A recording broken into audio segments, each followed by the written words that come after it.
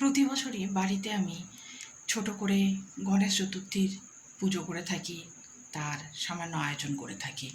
এবছরও সেই ঘটনা ব্যতিক্রম হবে না।